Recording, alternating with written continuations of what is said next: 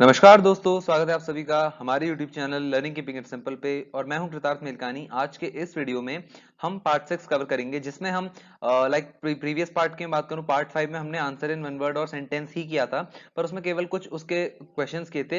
इस क्वेश्चन में हम सभी उसके जितने भी answer in one word sentence वाले क्वेश्चन है सभी पूरे करा देंगे। और इस पार्ट के साथ ही हमारा लास्ट ईयर सीबीएसई 2020 में जितने भी ऑब्जेक्टिव टाइप क्वेश्चन आए थे 20 मार्क्स में, वो सभी कवर हो जाएंगे। और एक और चीज मैं बता दूं, अगर आप लोग पहली बार हमारे इस वीडियो को देख रहे हैं, इससे पहले कोई पार्ट नहीं देखा है, तो मैंने हर सेट जितने भी सीबीएसई ने सेट दिए थे लास्ट ईयर करीब 10 to 12, उन सभी से क्वेश्चन लेकर यहाँ पर आप लोगों के लिए वीडियो बनाया। तो वीडियो बहुत हेल्पफुल है, क्योंकि सीबीएसई द्वारा ही ये लास्ट ईयर दिए गए क्वेश्चन हैं। तो आप लोग समझ सकते हो कि कोई ऐसा नहीं, कोई प्राइवेट पब्लिशर के क्वेश्चन मैंने यहाँ पर डाल दिए या खुद से बना के हमने लास्ट ईयर डाले थे। उनमें से काफी 90 to 95% आए भी थे एग्जाम में, बट ये सभी क्वेश्चंस जो हैं सीरीज के सीबीएसई ने लास्ट ईयर पूछे हैं। तो चलिए शुरू करते हैं इस वीडियो को।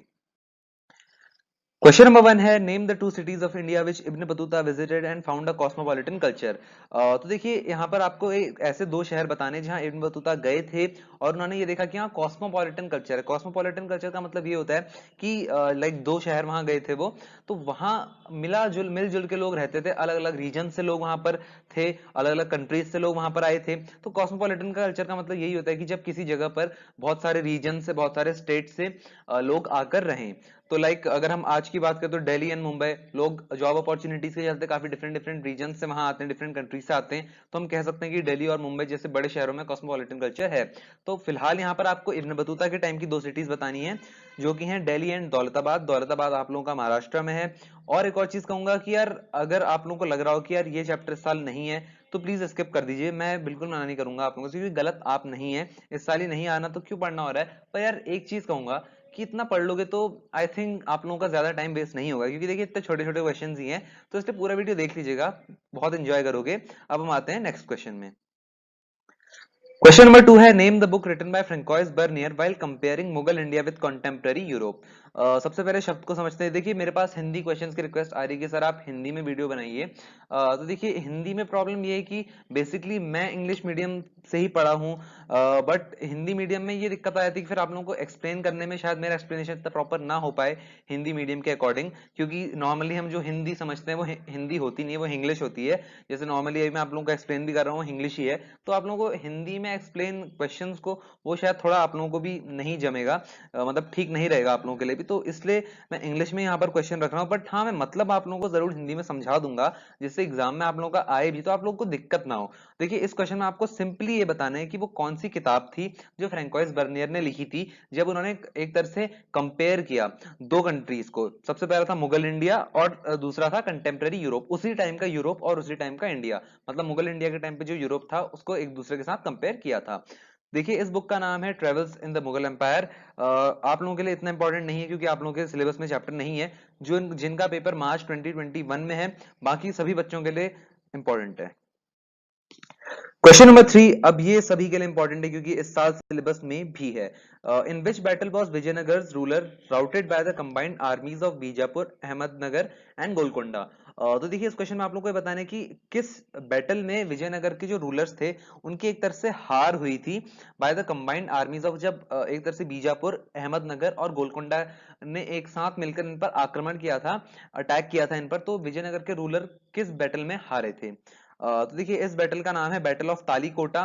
तालीकोट का युद्ध था ये, या फिर आप इसे लिख सकते हो बैटल ऑफ राक्षसी टांगड़ी। दोनों सही हैं, पर लिखना एक ही है। आप चाहो तो ज्यादा इजी पड़ता है बैटल ऑफ तालीकोटा। राक्षसी टांगड़ी कई लोगों को स्पेलिंग मिस्टेक हो जाती है, तो आई होप आप लोग समझ रहे होंगे। अब इसकी बात करिए कब हुआ, तो देखिए इसकी डेट भी इंपॉर्टेंट है। डेट इन द सेंस कि किस ईयर में ये हुआ था, तो 1565 में ये लड़ा गया था। ध्यान रखिएगा, इस डेट को लर्न कर लीजिएगा, इस ईयर को, कि मतलब बैटल ऑफ तालीकोट आपका 1565 में हुआ था। क्वेश्चन नंबर 4 है, name the Italian traveller who provided a graphic account of cash and silver transactions in the 17th century India. अब आप लोगों को इस क्वेश्चन में उस ट्रैवलर का नाम बताना है जिन्होंने ये कहा था कि 17th सेंचुरी इंडिया में, मतलब जब 17वीं शताब्दी का भारत था, उसमें एक तरह से इंडिया में कैश, मतलब सिल्वर एंड गोल्ड था, उसमें ट्रांजैक्शन होता था। मतलब एक तरह से सिल्वर एंड गोल्ड भर भर के हमारी कंट्री में आता था ट्रांजैक्शन के फॉर्म में। तो वो इटालियन ट्रैवलर थे आपके जियोवानी कारेरी। तो इस तरह के क्वेश्चन के लिए भी तैयार रहिएगा जब भी आप कोई चैप्टर पढ़ते हैं, तो प्लीज मार्क कर लीजिएगा जो जो ट्रैवलर्स ने इंपॉर्टेंट उनके बारे में। लाइक जियोवानी कारेरी ने ये कहा कि इंडिया में गोल्ड एंड सिल्वर ट्रांजैक्शन के रूप में काफी ज्यादा फ्लो होता है। क्वेश्चन नंबर 5 है, hill stations were distinctive feature of colonial urban development, name the other two hill stations connected with British needs other than Shimla. अब देखिए इस क्वेश्चन में आप लोगों से सिंपली दो हिल स्टेशन के नाम पूछ रहा है, पर आप लोगों को शिमला नहीं लिखना है, अदर देन शिमला का है। कई लोगों का होता है ना कि मतलब हिल स्टेशन है तो हम शिमला तो लिख ही देंगे, पर देखिए यहाँ पर क्वेश्चन अच्छे से पढ़िएगा। आप लोगों को शिमला के अलावा दो हिल स्टेशन का नाम लिखना है, बुक में आप लोगों को मिल जाएगा ये। तो वो दो हिल स्टेशन है माउंट आबू और दार्जिलिंग, जो कि ब्रिटिशर्स ने ही डेवलप किए थे। Question number 6, in which state of India is the Lothal site of Harappan civilization located? तो इस क्वेश्चन में आप लोगों को बताना है जो लोथल एक साइट है हड़प्पन सभ्यता की, हड़प्पन सिविलाइजेशन की, वो आज के दिन किस राज्य में मौजूद है। तो देखिए इसका आंसर है आप लोगों का गुजरात। गुजरात में ही आप लोगों की एक और साइट है जिसका नाम है धौलावीरा। फिर आता है आप लोगों का राजस्थान, राजस्थान में आप लोगों की कालीबंगन है। और हरियाणा की बात करें तो हरियाणा में राखीगढ़ी है। ये कुछ इंपॉर्टेंट साइट्स हैं, इनको लर्न प्लीज कर लीजिएगा, ये इन पे 1 मार्क के स्तर से क्वेश्चन बनने के चांसेस बहुत ज्यादा हैं। Question number 7, name the voluminous text written by Al-Biruni on India. अब ये भी बहुत इंपॉर्टेंट है, भले ही आप लोगों का चैप्टर नहीं आ रहा है, जिनका मतलब जो 2021 वाले बच्चे हैं जिनका पेपर अगले साल मार्च 2021 में होने वाला है, फिर भी देखिए इंपॉर्टेंट है, लर्न कर लीजिए। अल-बरूनी ने जो किताब लिखी थी इंडिया पे, उसका नाम था किताब उल हिंद।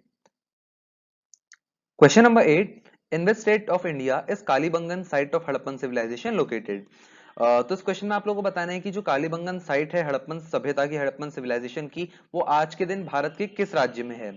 तो ये है आप लोगों का राजस्थान। जैसा कि मैं 2 क्वेश्चन पहले भी आप लोगों को बता चुका था कि जो साइट वाले क्वेश्चन है, चाहे वो कालीबंगन हो, धौलावीरा हो, लोथल हो, राखीगढ़ी हो, ये बहुत इंपॉर्टेंट है, प्लीज इनको लर्न कर लीजिएगा।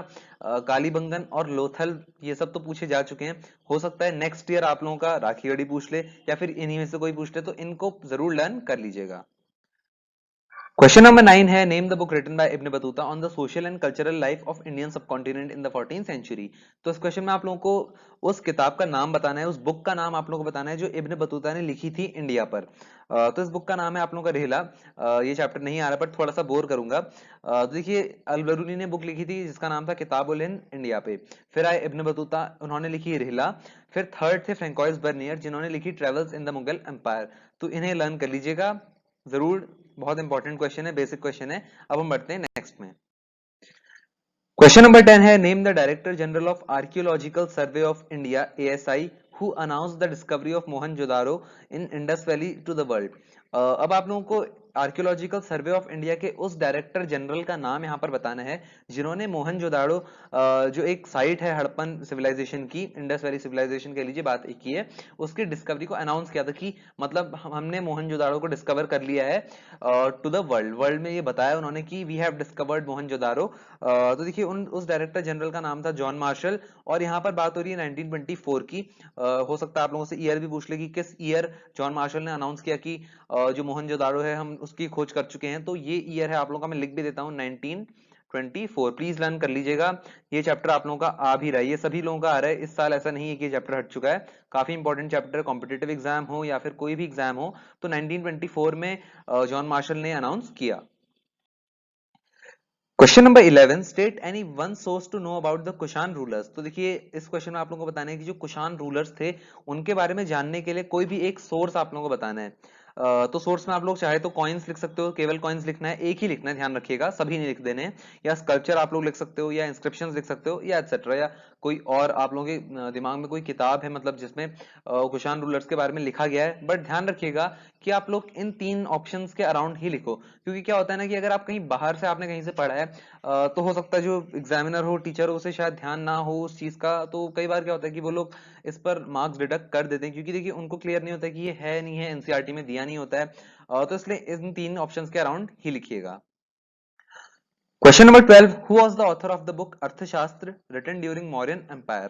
तो देखिए अर्थशास्त्र के ऑथर कौन थे, लेखक कौन थे, राइटर कौन थे, आप लोगों को बताना है। अर्थशास्त्र लिखी थी आपकी कौटिल्य या चाणक्य ने, और इनका असली नाम था विष्णुगुप्त। ध्यान रखिएगा, आपसे कौटिल्य चाणक्य मतलब इन दो एक ही व्यक्ति है ये। चाणक्य जो थे उनका नाम ही कौटिल्य कहते थे, और कौटिल्य का जो असली नाम था मतलब जो उनका रियल नेम था वो था आपका विष्णुगुप्त। और इनकी मैं बात करूं तो अर्थशास्त्र, कई लोगों को कंफ्यूजन होता है कि इकोनॉमिक्स पर लिखी गई किताब है। जी बिल्कुल नहीं, ये इकोनॉमिक्स पर लिखी गई किताब नहीं है, ये आप लोगों की पॉलिटिकल साइंस पर लिखी गई किताब है। और एंड स्टेट को किस तरह चलाया जाता है, मतलब एक तरह से राजा को क्या करना चाहिए अपनी प्रजा के लिए, ये सब चीजें स्टेट को गवर्न करने के लिए क्या इन पॉलिसीज पर, धर्म नीति नहीं मतलब राजनीति जिसे हम कहते हैं हिंदी में, कि मतलब आपको राज करने के लिए क्या क्या नीति अपनानी पड़ती है, और पॉलिटिकल साइंस इस पर लिखी गई है।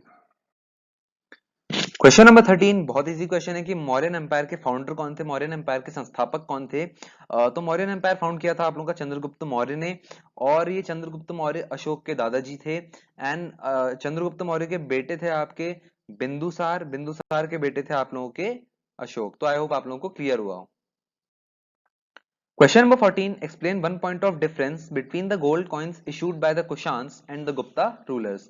तो इस क्वेश्चन में आप लोगों को बताना है एक पॉइंट ऑफ डिफरेंस जो कि है गोल्ड कॉइन्स में, जो कुशांस इशू करते थे और दूसरे गुप्ता रूलर। सिंपली आपको बताना है कि यार डिफरेंस बताओ, जो कुशांस ने गोल्ड कॉइन्स इशू किए थे और जो दूसरे गुप्ता रूलर्स ने कॉइन्स इशू किए थे। तो वन पॉइंट ऑफ डिफरेंस है, काफी बच्चे इसमें फंसे थे लास्ट ईयर। ये एक तरह से आप लोगों का बाउंसर था, इस पर कई लोग बच्चे अटेम्प्ट नहीं कर पाए। देखिए गोल्ड कॉइन्स जो कुशांस ने इशू किए थे, सबसे पहला तो ये कि वो पहले रूलर्स थे जिन्होंने गोल्ड कॉइन्स इशू किए थे, और उनके जो गोल्ड कॉइन्स थे उनको काफी ज्यादा मिलते जुलते थे उन कॉइन्स से जो कि रोमन और पार्थियन रूलर्स ने इशू किए थे। और गोल्ड कॉइन्स जो गुप्ताज ने इशू किए थे उनकी बात करूं तो वो काफी ज्यादा प्योर गोल्ड से बने थे, they were known for their purity लिखा भी है। And use for long distance transactions, मतलब कहीं दूर सी कंट्री से कुछ गुड मंगाना है, कोई चीज मंगानी है, तो उसमें जो गोल्ड कॉइन्स थे जो गुप्ताज ने इशू किए थे उसका इस्तेमाल किया जाता था लॉन्ग डिस्टेंस ट्रांजेक्शंस में। क्वेश्चन नंबर 15, ये क्वेश्चन है आप लोगों का विजयनगर एम्पायर से। अभी बता दूं, चाहे तो आप लोग बुक भी खोल सकते हो, page number 122। Name the Portuguese writer who wrote detailed account of trade and society of south India in 16th century. तो इस क्वेश्चन में आप लोगों को बताना है उस पोर्टुगीज राइटर का नाम जो पुर्तगाल से आया था, जिन्होंने लिखा कि साउथ इंडिया में जो ट्रेड था, सोसाइटी थी, वहां कैसे चलती थी। तो आई होप आप लोग आंसर दे दोगे इसका।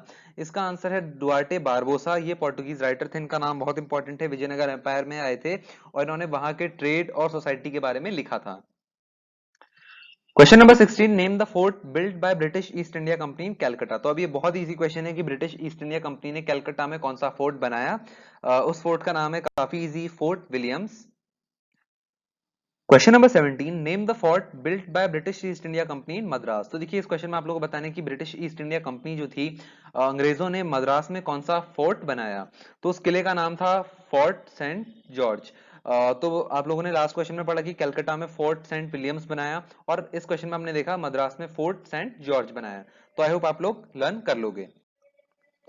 क्वेश्चन नंबर 18 की मैं बात करूं तो ये again chapter number 5 through the eyes of travellers से है, जो आप लोगों के साल के सिलेबस में नहीं है, फिर भी देख लेते हैं क्या होगा इसका आंसर। तो इस क्वेश्चन में आप लोगों को बताना है फ्रेंच ज्वेलर का नाम जिन्होंने इंडिया ट्रेवल किया 6 बार मिडीवियल एरा में, मिडीवियल हिस्ट्री का जो पीरियड था उस बीच, and compared India with Iran, उन्होंने इंडिया को ईरान से कंपेयर किया, वो एक ज्वेलर थे। तो उनका नाम था जीन बैप्टिस्टे तवेर्नियर, ट्रेवर्नियर कह लीजिए, ट्रेवर्नियर कह लीजिए, एक ही बात है। तो इन्होंने इंडिया को ईरान से कंपेयर किया और ये फ्रेंच ज्वेलर थे। पेज नंबर 122 में आप लोगों को मिल जाएगा। और एक और चीज मैं कहूंगा, ये चैप्टर केवल अभी तक 2020 और 21 वाले बच्चों के लिए हटा है। तो ऐसा मैं मतलब जो बोल रहा हूँ कि इस साल के बच्चों के लिए नहीं है, वो केवल 2020 21 वाले बैच के बच्चे हैं, क्योंकि कोविड के चलते उनके कुछ चैप्टर्स डिलीट हुए हैं। Question number 19, name the French political philosopher who was a physician to Dara Shikoh. Dara Shikoh की बात कर तो ये शाहजहां के सबसे बड़े बेटे थे, और आप लोगों को बताना है उस फ्रेंच पॉलिटिकल फिलोसोफर का नाम, ट्रेवलर कह लीजिए इनको, जो फिजिशियन थे दारा शिको के। तो देखिए इनका नाम है फ्रेंकोइस बर्नियर, इन्होंने एक बुक लिखी थी travels in Mughal empire, chapter 5 में आप लोगों को मिल जाएगा। Question number 20, differentiate between inscription and prashasti. तो देखिए इस क्वेश्चन में आप लोगों को अंतर बताना है इंस्क्रिप्शन और प्रशस्ति के बीच। इंस्क्रिप्शन की मैं बात करूं तो देखिए इंस्क्रिप्शन वो रिटन रिकॉर्ड्स होते हैं, जैसे मान लीजिए कोई ट्रेड हुआ, उस टाइम पर जब इंस्क्रिप्शंस में लिखा जाता था कोई ट्रेड हुआ किसी दूसरी कंट्री से, तो उसमें जो रिकॉर्ड्स लिखे जाएंगे कि अपने रिकॉर्ड्स के लिए हम इसे मेंटेन कर रहे हैं कि हमारा इतना ट्रेड हुआ, ये सब चीजें, तो वो किसी स्टोन टैबलेट, किसी पत्थर के टैबलेट पे या फिर पिलर्स पे या फिर दीवारों पे उन्हें खुरच करके लिखा जाता था। एक तरह से इनग्रेविंग का मतलब यही होता है कि खुरच करके आप लोग जब लिख रहे हो चीजों को। अब वो बात नहीं है कि अब मतलब उनके उसके लिए प्रॉपर टूल्स होते हैं जिससे आप इनग्रेविंग करते हो। प्रशस्ति की बात करो तो प्रशस्ति में रूलर्स के रिगार्डिंग इंफॉर्मेशन दी गई होती है।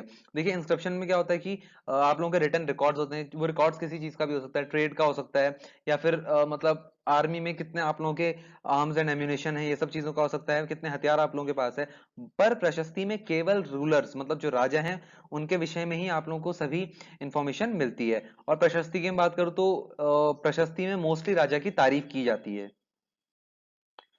Question number 21, where was the capital of Magadh shifted in the 4th century BCE.